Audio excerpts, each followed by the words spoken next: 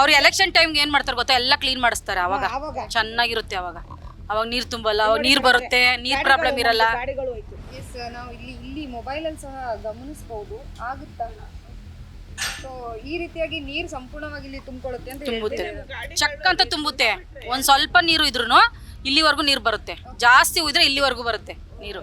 Madam, ಈಗ ಏನ್ ಗೊತ್ತಾ, ಚಿಕ್ಕ ಮಕ್ಳಿದಾವೆ, ಇಂತಹ ಗಟರಲ್ಲಿ ತಾವು ಬದುಕ್ತಾ ಇದ್ದೀರಾ, ಹೇಗೆ ಮೇಡಮ್? ವಾಸನೆ ಬರುತ್ತೆ. ಈ ಹುಳಗಳು ಹೆಂಗ ಇದ್ ಮಾಡ್ತೈತೆ ನೋಡ್ರಿ, ಅಲ್ಲಿ ಹೆಂಗ್ ಕ್ಲೀನ್ ಆಗಿ ಕಾಣಿಸುತ್ತೆ. ಬಗ್ ನೋಡಿದ್ರೆ ಹುಳಗಳು ಹೆಂಗ್ ಅಳ್ಳಾಡ್ತೈತೆ ಗೊತ್ತಾ, ಅಲ್ಲಿ ಆ ಬದಿ ಎತ್ತಿಲ್ಲ ಅವರು, ಬರೇ ಚೇಂಬರ್ ನೀರೇ ಸ್ಮೆಲ್.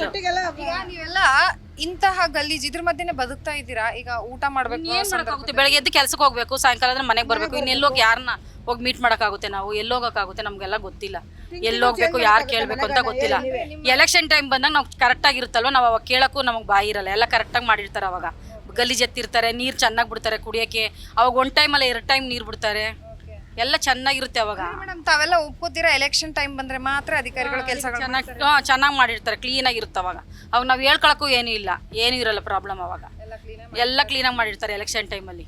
ಈಗ ಬೆಲೆ ಏರಿಕೆ ಒಂದಾಗಿದೆ ಮೇಡಮ್, ಎಷ್ಟು ಸಮಸ್ಯೆ ಆಗ್ತಿದೆ? ಸಮಸ್ಯೆ ಆಗುತ್ತೆ, ಏನು ಮಾಡೋಕ್ಕಾಗುತ್ತೆ? ತಂದಿರೋ ಸಂಬಳ ಅಲ್ಲಿಗೆ ಸರಿ ಹೋಗುತ್ತೆ, ಆ ಥರ ಆಗುತ್ತೆ ಅಲ್ಲಿ.